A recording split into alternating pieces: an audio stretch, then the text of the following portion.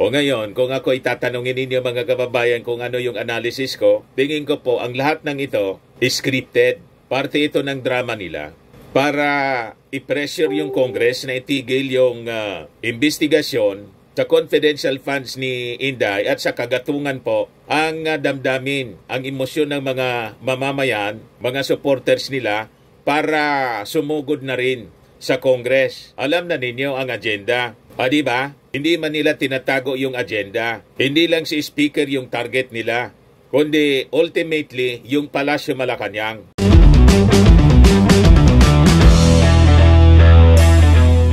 Ito naman po yung bago naming product na binibenta online.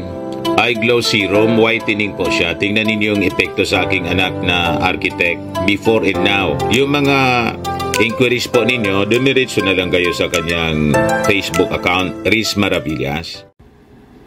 Nagwawala na si Inday mga kababayan, nawala na sa sarili po. Binira ng todo si Martin Romualdez, si Lisa Marcos, pati yung ating Pangulong Bongbong Marcos. Nagbitaw mga kababayan ng mga matitinding salita at mga aligasyon.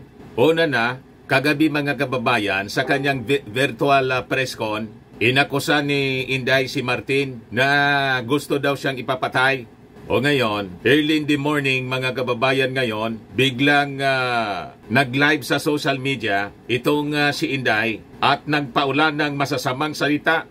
Binakbakan ng binakbakan yung first family at lalo na po si Martin Romualdez. Habang nandun siya mga kababayan sa House of Representatives kasi sumugod siya sa Congress para samahan yung mga na-contempt. Lalo na po si Attorney Zulaika Lopez, yung kanyang Chief of Staff. Yung kanyang Chief of Staff mga kababayan na si Zulaika Lopez, Attorney Zulaika Lopez, nag-live din po para sabihin mga kababayan na may sumugo daw ng mga individual sa kanyang detention cell. Ito po yung report ng Manila Bulletin. Several individuals late Friday night allegedly barged into the detention room of Vice President Sara Duterte's Chief of Staff, Zulaika Lopez, at the House of Representatives. Ako, tingin ko mga kababayan, kaya sumugod si Inday Sara sa Congress. Sabi nga niya, by her own admission mga kababayan, nag-meeting sila kung ano yung mga dapat gagawin. Ito na yung plano nila para gatungan ang emosyon ng ating mga mamamayang Pilipino, lalo na ng kanyang mga supporters, para samahan siya sa pagsugod sa Kongreso at pressurein ang Congress na itigil ang investigasyon sa pagwaldas ng confidential funds ng Office of the Vice President at saka baka ultimately ang plano mga kababayan to stage people power para pabagsakin yung ating administrasyon. Ito'y mga analysis ko lang po mga kababayan kasi makikita po ninyo nagsimula ng nananawagan ng support yung kanyang mga vloggers. Nagpapakalat na po sa social media na nananawagan na samahan si Inday sa Kongreso matapos itong sumugod po sa Congress. So malamang sa malamang ito yung kanilang game plan. Ito yung kanilang drama. O ngayon, si Zulaika Lopez itinakbo po sa Veterans Memorial Hospital. Ayan po yung report ng UNTV. Kanina lang. 3 o'clock in the afternoon, in the morning kanina. O sabi diyan, dinala sa Veterans Memorial Hospital si Attorney Zulaika Lopez dakong alas 3 ng umaga ngayong Sabado dahil umano sa panic attack. Kasama ni Lopez na sumakay sa ambulansya si Vice President Sara Duterte. Ito'y matapos ipag-utos ng House Committee on Good Government and Public Accountability na ilipat si Lopez sa Women's Correctional Institution sa Mandaluyong City. Si Lopez, ang Chief of Staff ni VP Sara, ay idinitini sa Congress matapos ma-cite in contempt sa nakaraang hearing ng Kamara sa confidential fund ng OBP. Nasa HOR naman ang pangalawang Pangulo upang ito ay samahan sa mga gabi ng pananatili sa House premises. Bagaman formal na humiling ng paintulot si BP na payagan siyang manatili doon, partikular na sa opisina ng kanyang kapatid na si Congressman Paulo Duterte, hindi ito pinayagan ng HOR dahil labag umano ito sa security protocol ng Batasang Pambansa. That was the decision of the members of the committee. We do not decide alone. Security risk na po kasi sa Congress because the BP does not want to leave the premises. The Congress does not have the capability to secure the BP and the Congress at the same time. Payag ni 3rd District Manila Congressman Joel Chua, chairman ng committee, na nag-iimbestiga sa confidential funds. Maling paggamit ng confidential funds ni Inday. O ngayon, kung ako itatanungin ninyo mga kababayan kung ano yung analysis ko, tingin ko po ang lahat ng ito is scripted.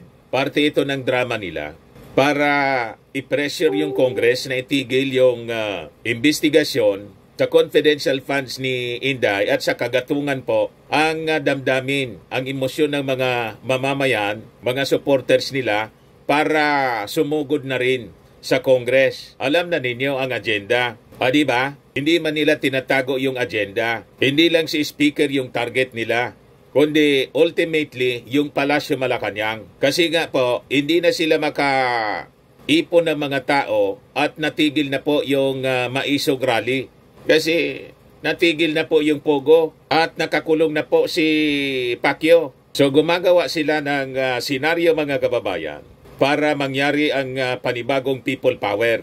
Yun ang ating nakikita ngayon. Pakinggan na ninyo po mga kababayan kung gaano katindi yung atake na ginawa ni Inday laban kay Speaker Martin at sa first couple ating Pangulong Bongbong at Lisa Marcos. Ito po si Inday, nagliliyab ang mga mata sa galit mga kababayan. To get the votes of people.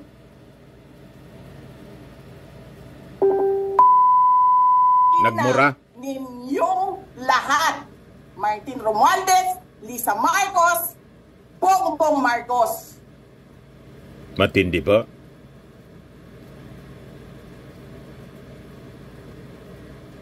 PUTA na anya ninyong lahat. Inigit nyo yung mga tao ko dyan sa envelope na yan. Lisa Marcos, naalala mo? Nagpadala ka sa akin ng video. Sinabihan mo ako saan kukunin ang pera. Pinakita mo ang muka ng tao doon sa video message mo. Hi! May problema talaga po. She's been working with us for the longest time. We trust her. Problem child po talaga po.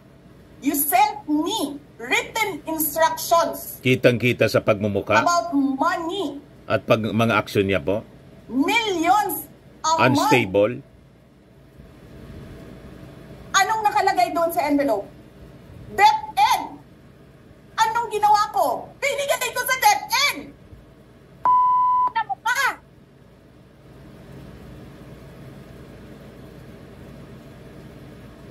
Wala ka nga posisyon sa gobyerno, namimigay ka ng pera ng gobyerno eh.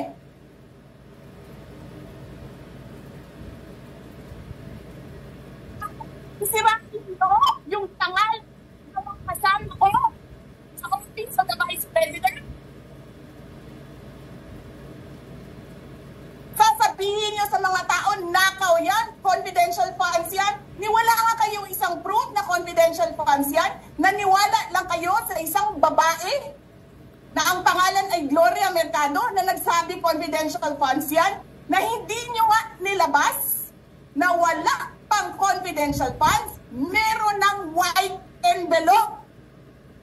Kasi 2022 pa lang, ang ina mo ka, matindi ba? may utos na ng pera sa DepEd. Tapos kami yung nagsisinungaling. Nagpipigil ako eh. Kasi gusto ko lang magtrabaho. Gusto ko lang tapusin nyo na yung ng ang show ninyo dyan sa House of Representatives para makabalik na kami sa trabaho namin. Total meltdown, mga kababayan. Ang sabi ko sa mga nagmamahal po kay Inday, you have to seek professional help. Kung totoong mahal ninyo si Inday, you seek professional help. Pag hindi po, sa ginagawa po ni Inday, lalong napapasama yung kanyang pagkatao. I think sa ginawa niya ngayon, tinuldo ka na niya lahat ng kanyang pangarap sa politika. Tinapos na niya, mga kababayan, dahil sa issue ng confidential funds na hindi niya maipaliwanag. O ito siya, mga kababayan. Namin ng pera. Mag-eleksyon na kasi. Pakisabi kay Sara, hindi ko naman gusto itong ginagawa ko eh. Putang ina, hindi mo pala gusto ginagawa mo eh. Bakit mo sinisira pangalan ko? Joel Chua.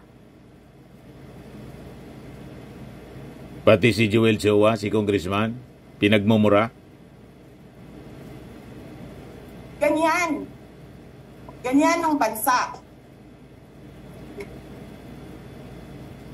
This country is going to hell because we are led by a person who doesn't know how to be a president and who is a liar. Alam nyo anong problema ko na sinungaling siya?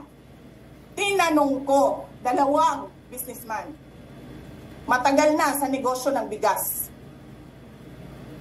Because I was concerned. This is a campaign promise. 20 pesos na kilo ng bigas. And so, I really sat down and talked to a businessman. Sabi ko, sabihin mo sa akin, kung magagawa ba yung 20 pesos? Sabi niya, hindi. Napaka-imposibleng gawin yan. Because more than 20 pesos, ang cost. Diversionary tactic ang ginagawa ni Inday. Wala man po sa issue. Ang dapat na ipaliwanag niya, paano ginamit yung confidential funds. Yun man lang po. Pag naipaliwanag niya po ng maayos kung paano ginamit yung pera ng bayan, tapos na po ang issue. Pero ang issue nila, mga kababayan, kung ano-ano na. Pati yung 20 pesos na bigas, paulit-ulit nilang ginagamit na issue. Sabi nga natin, ang issue sa bigas na gustong pangarap ng ating Pangulong ibaba, ano man ang diferensyang mangarap? Nasabi ng ating Pangulong Bongbong, pag ang lahat niya in place na, hindi man ura-urada siya, overnight, magic, na maibababa. Sa paniwala ng iba, kumbaga yun ang sinasabi niya, imposible. Bakit yung kanyang tatay nag-campaign promise kasama pa sa SONA na ibababa yung presyo ng bigas sa 7 pesos? Triple na mas mababa sa 20 pesos na sinabi ng ating Pangulong Bongbong na pangarap niyang sana mangyari. Bakit wala silang problema sa 7 pesos na campaign promise pero may problema sila sa 20 pesos na presyo na pangarap ng ating Pangulo na maibaba ang presyo ng bigas? Ano ang problema nila doon kung mangarap yung ating Pangulo? Tama po. Ito yung issue ni Inday. Habang nagliliyab mga kababayan ang kanyang mga mata. Paano ka magbenta ng palugi?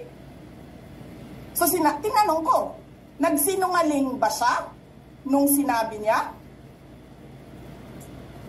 And then he said outright, yes. It's either he did not know what he was talking about, that's so incompetent, or he was lying through his teeth to get the votes of people. Putang ina ninyo. Romualdez, Lisa Marcos, Bongbong Marcos. Matindi po? Hindi ko na off?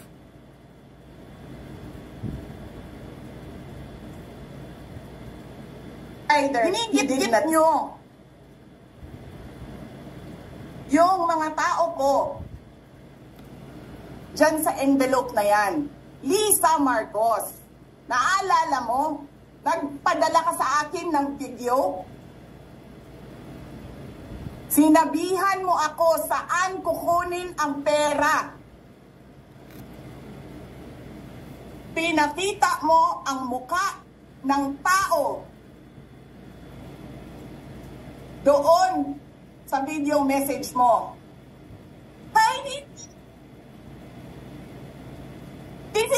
She's been working with us for the May longest problema time. talaga We po. trust her. You sent me written instructions about money. Millions a month. Total meltdown po, Anong si Inday. nakalagay doon sa envelope? DepEd. Anong ginawa ko? Binigay ko sa DepEd.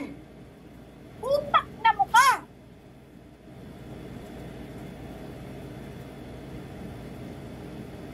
Wala Talagang ka hindi posisyon napalaki. sa gobyerno, namimigay ka ng pera ng gobyerno eh. Hindi napalaki ng tama po. Never na nangyari ito sa history ng politics dito sa ating bansa. Sirahin nyo yung tangal ng mga kasama ko sa office of the Vice President. Sasabihin nyo sa mga tao, nakaw yan, confidential funds yan. Niwala nga kayong isang proof na confidential funds yan. Naniwala lang kayo sa isang babae na ang pangalan ay Gloria Mercado na nagsabi confidential funds yan, na hindi nyo nga nilabas na wala pang confidential funds, meron ng white envelope.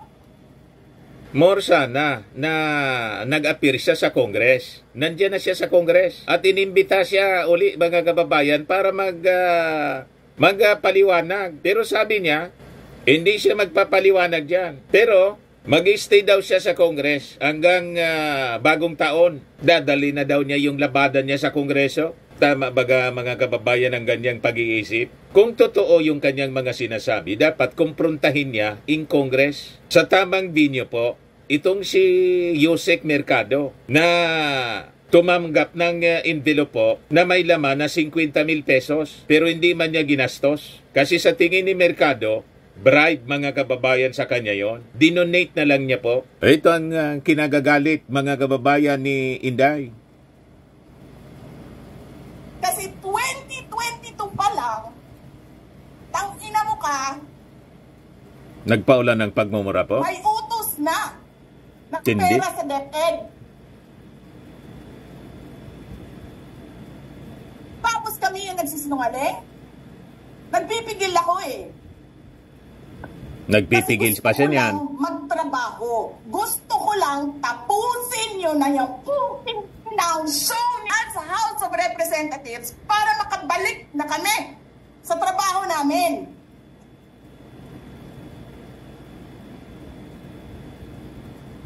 Tapos ganyan ang gagawin ninyo sa amin dahil hindi kami sumusunod sa inyo? Dahil ayaw na namin tumulong sa inyo?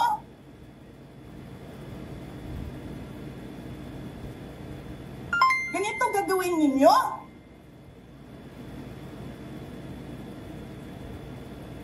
Presidente ka, may speaker ka na involved sa bribery ng Supreme Court justices. May video, may kaso, may witnesses. Hindi mo tinanggal yung speaker mo. Pinabayaan mo siya abusuhin ang pera ng bayan. Paikot-ikot sa... Ilabas niya dapat sa tamang forum yung mga aligasyon niya. Hindi sa video po na ganito. Di ba? Para po ma-cross-examine siya. Kasi madali po ang magkwento tulad nito po. Madali yung mag-aligasyon. Yung magpatunay ang mahirap po. Hindi dapat dinadala sa ganitong emosyon, mga kababayan. Pero desisyon niya ito, mga kababayan. Kung bansa namimigay ng pera na para bang kanya yung pera. Ang tinutumbok niya, yung mga ayoda, yung tulad ng pinamimigay dito sa mga nasalanta ng bagyo. Ano ba yung diferensya noon? Dapat nga matuwa siya kasi hindi pinababayaan ng ating gobyerno yung mga nasalanta tulad ng El Nino noon. Kaya may ayuda para sa mga farmers, fisher folks, and families tulad ng AKAP, AIX, tupad. Kailangan ito dahil po nasa krisis po tayo. Una, tinamaan tayo mga kababayan ng pandemonyum. Nilockdown ng kanyang tatay, yung economy, bumagsak ng bumagsak po. Ang daming mga nawala ng trabaho, nagsarang mga negosyo. Pagkatapos ngayon, sunod-sunod na calamities ang tumatama sa atin. Mali ba ang magbigay ng ayuda? Kami nga ngayon mga kababayan, pupunta doon sa isang barangay para i-distribute na yung ayuda. So, tingin ni Inday po, mali. Ang tingin nila ng mga DDS po, ng mga Duterte, vote buying. Paano naging vote buying po siya? Matagal pang eleksyon. Next year pa ang eleksyon. At ang 2028 election po, 4 years away pa. Paano naging vote buying po ang ganyan? Na right after na manalo yung ating Pangulong Bongbong Marcos, as part of the campaign promise, ito yung kanyang ginagawa. Tinutupad lang po niya. Minamasama po ni Inday. Yan o, galit na galit siya. Kasi humiwalay siya, hindi siya kasama sa distribution. Eh di ba nga, lagi niyo sinasabi separation of powers? Anong trabaho ng legislative branch? Gumawa ng batas. Anong ginagawa ni Martin Romualdez? Nagdidirect ng DSWD, namimigay ng ayuda,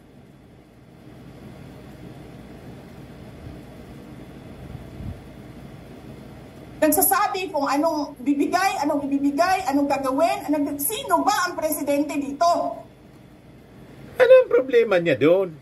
Si Martin Romualdez, bilang Speaker of the House, pinalawak lang niya yung kanyang trabaho. Unang-una, yung Congress, sila yung may power of the purse. Sinisiguro lang ng Congress, tama yung paggamit. Yung mga ayuda na binadget nila sa DSWD, yung AIX tupad, sinisiguro ng Congress nakakaabot doon sa mga intended beneficiaries. Anong problema niya? Siya dapat tumutulong sa ating Pangulo. Humiwalay siya. Kaya si Martin ang naging active na kapartner ng ating Pangulong Bongbong bilang number 4 official ng ating gobyerno at pinsan ng ating Pangulo. Anong mali doon? Ang daming problema ng ating bansa. Hindi makakaya kung ang Pangulo lang ang gumagalaw. Siya, saan siya nagpupunta sa panahon mga kababayan ng calamity? Alam na natin, di ba sa Germany? O ngayon, kumusta naman yung sabi niya, relief operations? Naramdaman ba ng ating mga kababayan? Di ba hindi?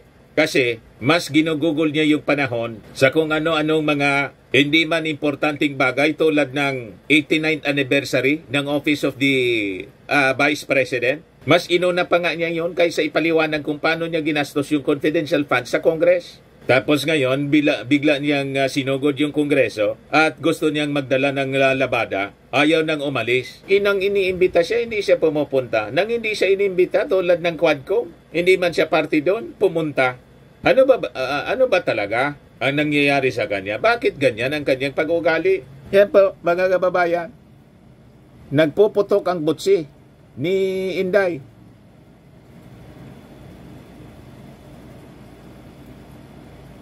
Alam nyo, alam namin, mali ang ginagawa ninyo. Sinabihan ko lang mga kasama ko sa Office of the Vice President, pasensya na, sumunod na lang tayo para matapos na sila.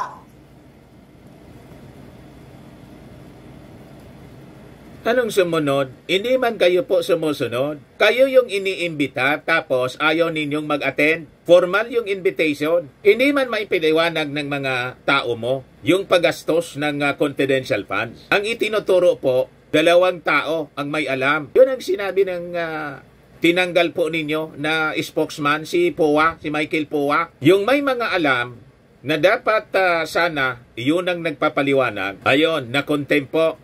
Hanggang ngayon, yung 4 po wanted kasi sila po ang key persons na may alam and ultimately po kayo. Pero you refuse to speak sa Congress under oath. Tapos binabaliktad ninyo yung kwento. Tapos ganito ang gagawin ninyo? Alam namin, walang contemptuous doon sa ginawa ni Yusek Lopez. Wala. So mas may alam ka pa sa rules ng Congress, questionin mo sa Supreme Court. yung rules ng Congress kung hindi kayo kumbinsido. Kaya lang sabi mo po, ayaw mong mag-file sa Congress, questioning the constitutionality kasi tinatamad ka. Yan sabi niya sa press con kahapon, mga kababayan. At ng tanong, sinagot niya, pumunta siya, maayos siya kumausap, and then sasabihin ninyo sa amin, bakit kami susulat sa COA? Bakit hindi kami susulat sa COA? Hindi tapos ang appeal namin. Hindi tapos ang audit namin. Tapos, puhaghag na ninyo tanan ang gisubmit namo sa COA?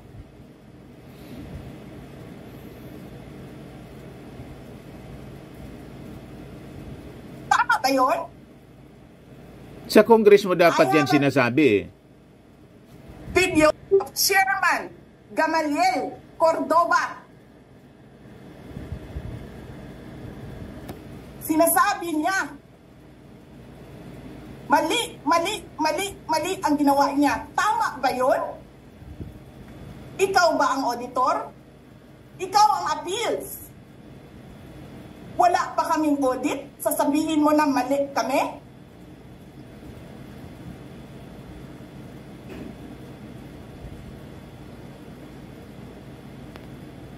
Na ninyo.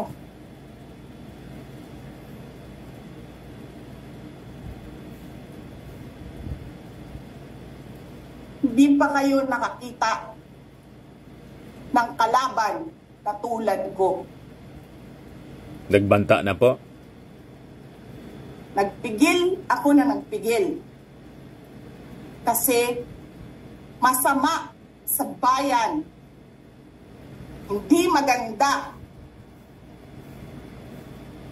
ang political instability. Nagbanta na po ng political instability. Pinabayaan ko kayo sirain ng pangalan ko. Kasi I have nothing to lose. Sinira niya na siya. Wala na siyang ikakasira pa.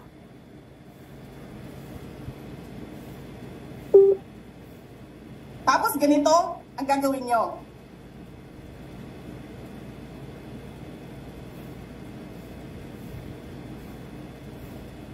Hindi ko alam paano nakakatulong ang Chief of Staff ng Armed Forces of the Philippines. Gabi-gabi, mahimbing ang tulog mo. Ganito ang bayan natin. Bilyon ang nawawala. Nanggagatong na po sa Armed Forces? Tanungin nyo si Congressman Ungab, Chairman ng Ways and Means, Chairman ng Appropriations Committee. Tanungin nyo siya, paano nawawala ang pera?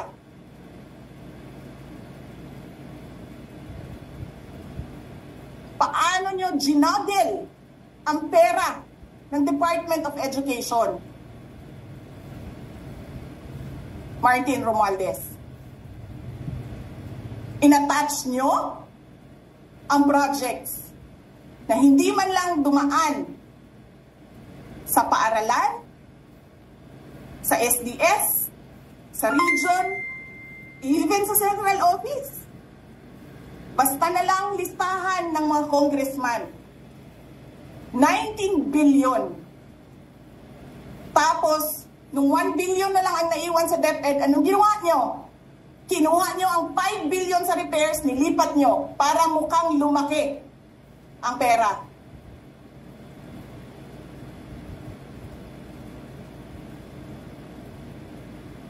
Martin,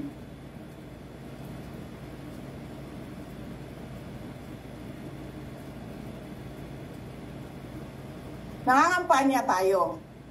Nakasakay tayo sa eroplano. Magkatabi tayo. Nagre-reklamo ka, putang ina ka, walang pera. Kasi, ano sabi mo? Gium-um ni Lisa Marcos o di BBM ang kwarta. Walang pera sa kampanya kasi hindi nagbibigay si BBM at si Lisa. Ginigipit nila. Kinukuha nila lahat ang pera. Reklamo ka ng reklamo sa akin. Ano sinabi ko sa'yo? Huwag ka mag-alala. Lahat ng gusto tumulong sa akin, ipapadala ko sa iyo. Kunin mo lahat.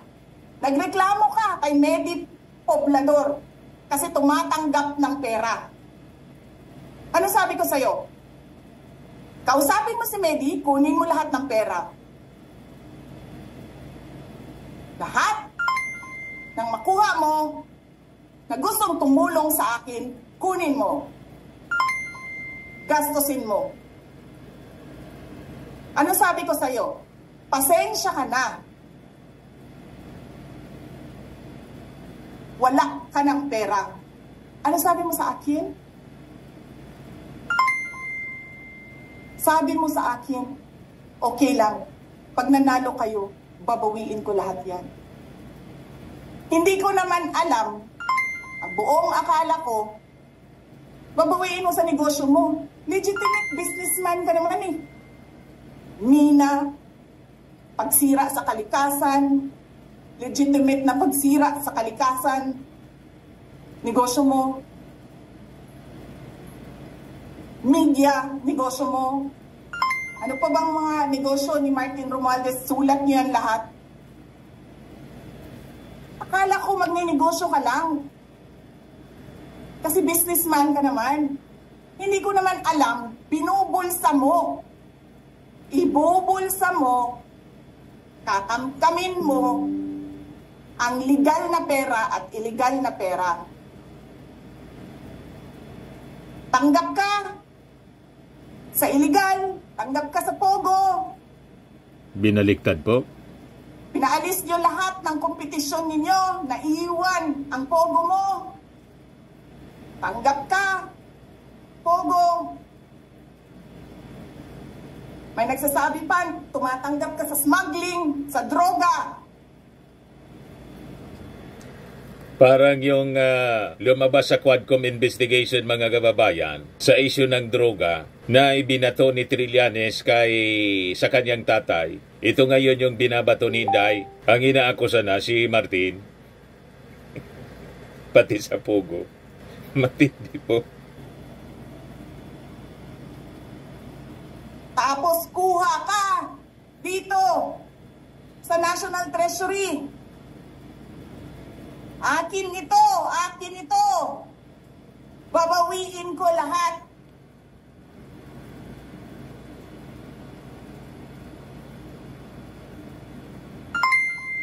Masakit sa akin, Martin, hindi yung pagsira ng pangalan ko eh. Ang masakit sa akin, maalis mo man ako sa presidential race, hindi pa rin ikaw ang presidente. King ina mo. Walang boboto sa'yo. Please lang. Talagang politika, mga kababayan. Ang sobrang galit ni Inday dahil po sa 2028, mismo nang galing sa kanyang bibig. Halimbawa man si Martin hindi manalo, di anong paki mo doon? Di ba? Lahat naman ng politiko nag-ambisyon ng mataas na posisyon. Tulad ng pagiging Pangulo. Everyone has the right, bastang kwalipikado. Di ba? So anong problema mo doon? Kung hindi siya manalo, halimbawa, yan ang sinasabi mo, problema mo ba yon? Si Martin nga, hindi nagpo-problema. Sige lang ang trabaho. Pinoproblema ni Inday, oh. Ang sakit na ng ulo niya sa pagpo-problema ng hindi niya problema. Yung problema niya, hindi man niya hinaharap ng maayos. Pinapaliwanag siya kung paano ginastos yung confidential funds na milyon-milyon in 11 days, 125, umiiwas siya. Sinasagot niya sa pamamagitan nito at sa presscon. Yan ang problema, mga kababayan, ng mga mamamayang Filipino. Wala.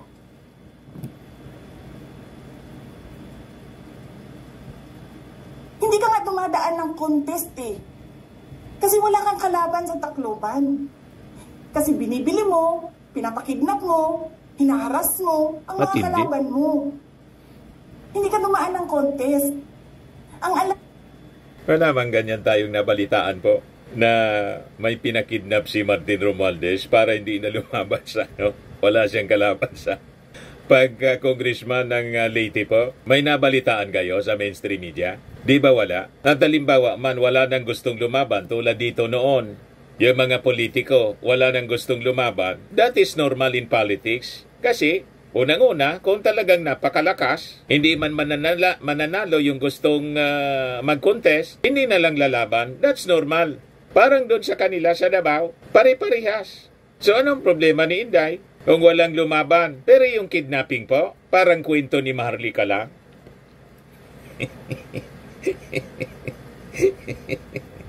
Baka naggumawa ng script nito si Maharlika.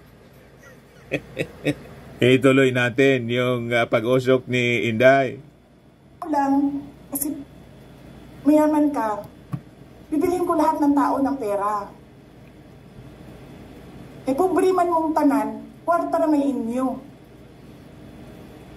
There is nothing in you except money. Yan lang. Yung election po, kailangan talaga ng pondo. That is normal. Paano ka iikot? Kaya nga may mga allowed campaign donors. Kailangan na i-report mo yan sa COMELEC. Walang masama ang tumanggap ng campaign donations. That is allowed under the law. At yung kung ikaw politiko, tumakbo ka, wala kang pera, labas mo yan, nuisance, kasi hindi mo man kaya na mag-ikot at gumastos para sa mga tarpaulin at advertisement ng mga radyo, telebisyon na napakamahal. Pati sa social media, napakamahal. May campaign expenses na tinatawag. So anong problema dyan? That is normal sa mga politiko na dapat armado ka ng pondo. Pag hindi, ang tawag sa iyo, nuisance candidate. Wala kang capability to run and win an election. Sumali ka pa sa eleksyon na wala ka mang kapital. Tama? Balikan natin. Martin, harapin mo yung katotohanan. Walang walang buboto sa'yo. Senador man, Vice President man, walang buboto sa'yo. Bakit nga pinoproblema mo kung walang boboto o iboboto? Unang-una, wala pang eleksyon ngayon. Matagal pa yung eleksyon. At based sa survey, talo ka na ni Martin. Yung latest survey, mga kababayan, talo na siya ni Martin. At malamang sa susunod na survey, mag-negative na si Inday dahil dito sa video niya. Nagpaulan ng pagmumura, meltdown, mga kababayan. At kung ano-ano yung mga sinasabi, imbes na sagutin ng maayos sa Congress yung mga paggastos niya ng confidential funds. Diba? Pinoproblema mo yung pagpanalo ni Martin, hindi yung mga nagsasabing kakandidato siya sa pagkapangulo. Hindi ko nga alam kung mananalo ka pa ngayon sa Tacloban eh. Yan ang problema mo kung matalo. Hindi na. Sinong gusto? Huwag mo nang problemahin kung matalo si Martin. Pag natalo yan si Martin, after 1 year na nawala yung yung pagbabawal sa appointment, i-appoint siya ni President Bongbong. Tama? Huwag mo nang problemahin kung matalo siya o manalo. Hindi mo na yan problema. Ang problemahin mo, paano mo ipaliwanag yung Mary Grace Piatos na nadiscovery ng Congress. Yun ang ipaliwanag mo. At yung isa pa, Kokoy Villamin. Yung mga acknowledgement receipts, 150, na nakita, anomalous, irregular. Doon dapat ang issue. Hindi dito sa kung ano-anong nonsense. Eleksyon, matagal pang eleksyon. Yun ang bukang bibig ninyo. Ituloy natin, mga kababayan. Sa lahat, sa buong Pilipinas, ang ibalik ka sa Kongreso. E di lahat ng tao, pupunta yan doon sa Tacloban, mangangampanya yan sa kalaban mo. Kasi, magnanakaw. Anong proof mo? Hindi ka doon. Anong proof mo ng pagnanakaw? Ang ebidensya ng anomalous transactions at posibleng kasong plunder, yung confidential funds. Tama? Madali ang magsabing magnanakaw. Si Martin Romualdez, yung Marcos nga, more than 30 years na inakusang magnanakaw. Ayon, hindi man napatunayan. Lahat ng kaso ng pagnanakaw, ill-gotten wealth cases po, nabasura na. You see, madali ang mag-akusa ng ganyan na Inday. Ang pagpatunay ang problema.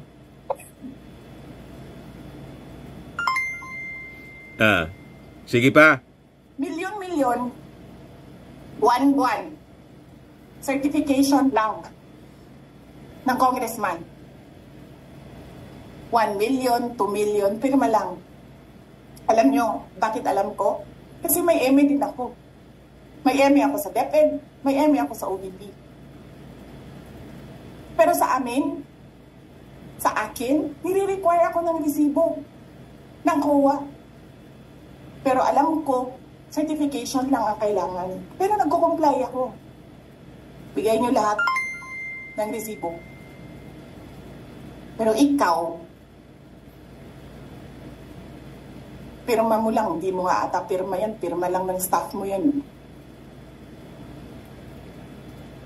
Milyon-milyon dyan sa Committee on Accounts. Lumalabas ang pera.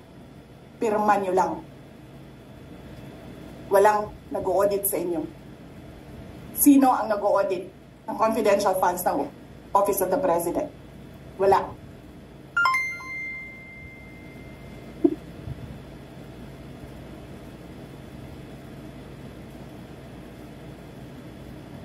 Pilipinas. Yan! Ang bagong Pilipinas.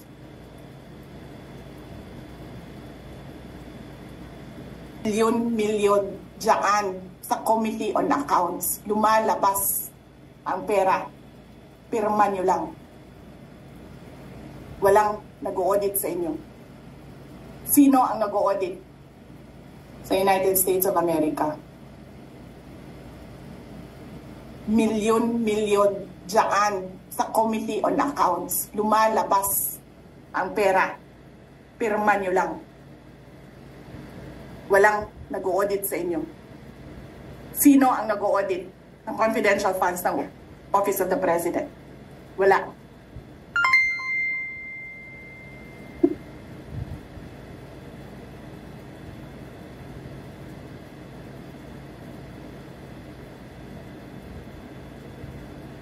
Yan ang Pilipinas. Yan ang bagong Pilipinas.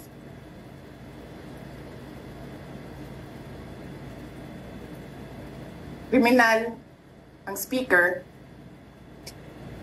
Bakit ko nasabi kriminal siya? Basahin niyo yung kaso niya sa United States of America. Sinungaling, presidente.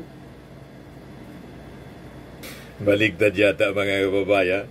Sila yung napakasinungaling. Siya nga po, sabi niya, 3 Duterte daw yung tatakbo bilang senador. Wala ni isa. Anyway, mahaba yun. More than 1 hour. Kaya putulin na muna natin mga kababayan. Next video natin.